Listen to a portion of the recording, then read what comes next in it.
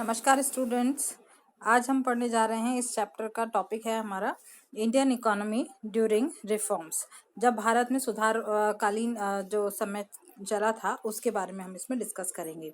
The reform process has completed 1.5 decades since its introduction. Let us now look at perform of the Indian economy during this period. In economics, the growth of an economy is measured by the gross domestic product. Look at the table. ये जो table हमारे ऊपर दे रखी है, इसके अंदर इसमें बताया गया है कि किस तरह से हमारी ग्रोथ देखिए 1991 से लेकर के और 2014-15 तक की हमारे पास टेबल है। और इसके अंदर हमारे एग्रीकल्चर का जो जीडीपी में शेयर था वो लगातार देखिए कम होता जा रहा है। 2013-14 में ये इंक्रीज हुआ था, लेकिन उसके बाद में 14-15 में ये वापस से डिक्रीज हो गया है। जबकि अगर हम देखें तो सर्विसेज सेक्टर का रेशो हम इसमें इंक्रीज हुआ है। ओके, तो the post 1991 India witnessed a rapid growth in GDP on a continual basis of 2 decades. The growth of GDP increased from 5.6% during 1980-81 to 8.2% during 2007-12. During the reform period, the growth of agriculture has declined, है ना। यह भी बताया था आपको कि ये लगातार गिरती जा रही कम होती चली गई और decline. While the industrial sector reported fluctuation, the growth of service sector has gone up. Service sector इसमें इंक्रीज हुआ है, गॉन अप हुआ है, आगे बढ़ा है। This indicates that the growth is mainly driven by growth in the service sector. During 2012 to 15, there has been a setback in the growth rates of different sectors witnessed post 1991. While agriculture recorded a high growth rate during 2013 to 14. This sector witnessed negative growth in the subsequent year, while the service sector continued to witness a high level of growth, higher than the overall GDP growth in 2014-15.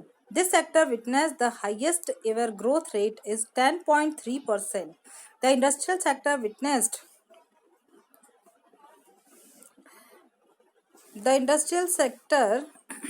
the highest ever growth rate of 10.3%. तो industrial sector के अंदर देखें अगर हम तो इसमें जो highest rate गई है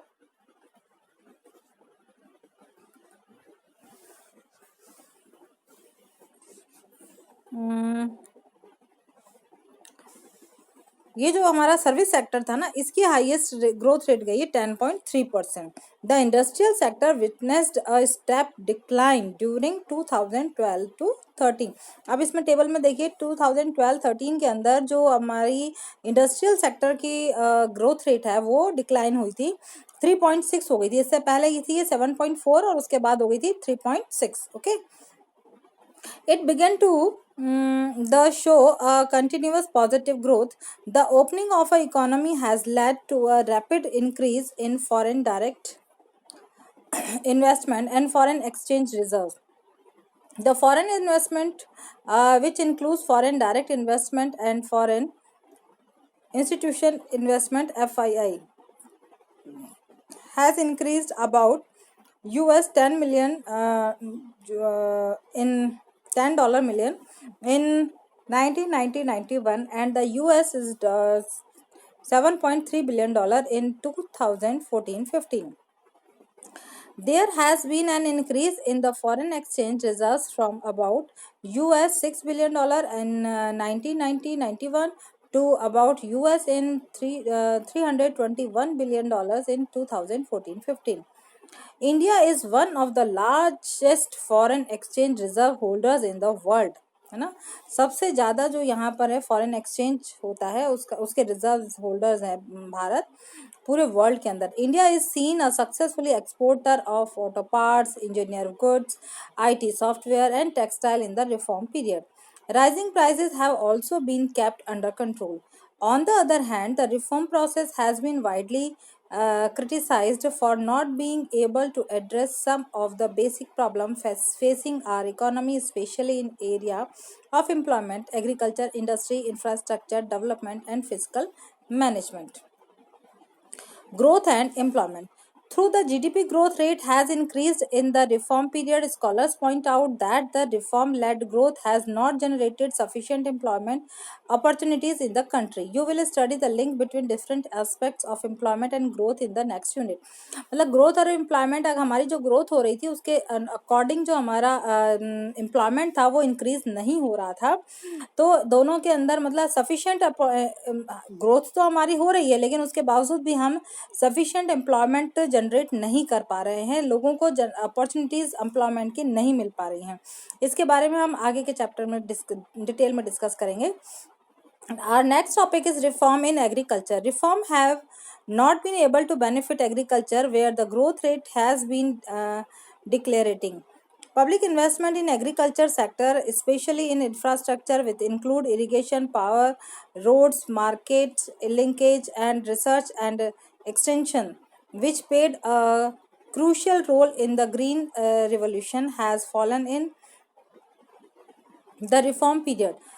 Further, the removal of fertilizer subsidy has led to increase in the cost of production, which has severely affected the small and marginal farmers. The sector has been experiencing a number of policies changing, such a reduction in import duties on agriculture products, removal of minimum support price and lifting of quantitative restriction on agriculture products. These have adversely affected Indian farmers as they now have face increased international competition.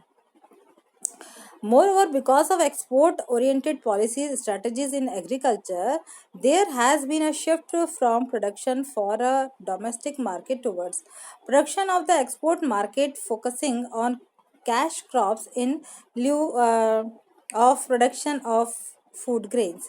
तो हमने क्या करा कि जो food grain का हम production तो करते ही थे, उसके साथ साथ ही हमने जो कैश क्रॉप्स थी उनका भी प्रोडक्शन हमने इंक्रीज कर दिया, जिससे उनका हम एक्सपोर्ट कर सकें।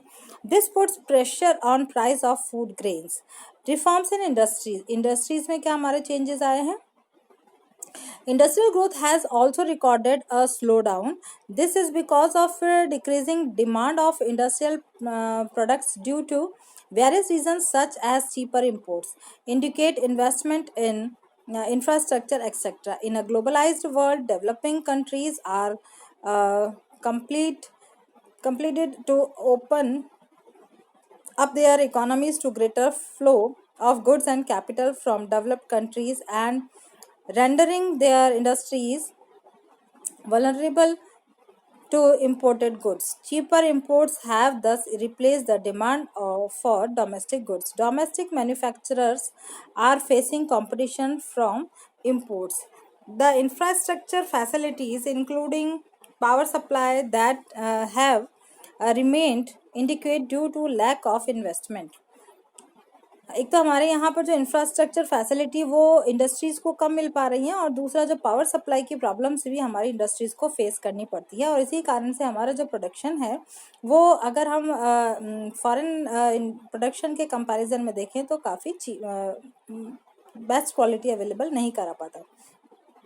Globalization is thus often seen as creating condition of free movement of goods and services from foreign countries that adversely affect the local industries and employment opportunities in developing countries. Moreover, a developing country like India still does not have the access to developed countries' markets. Example, although all quota restrictions are on exports of textiles and clothing have been removed in India, USA has not removed their quota restriction on imports on textiles from India and China.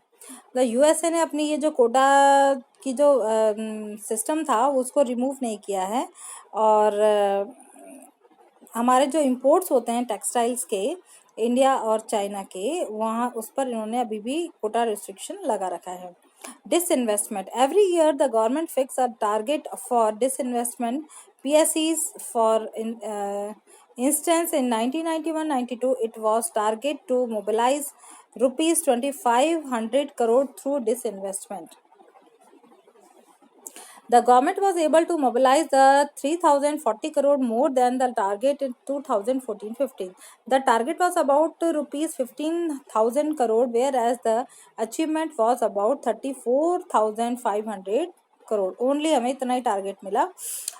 Critics point out that the assets of PSEs have been undervalued, sold to the private sector.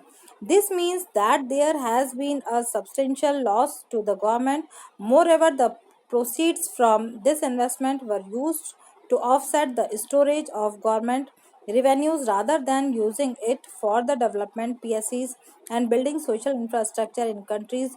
Do you think selling a part of properties of government companies is best way to improve their efficiency? तो अभी government क्या करती है कि अपने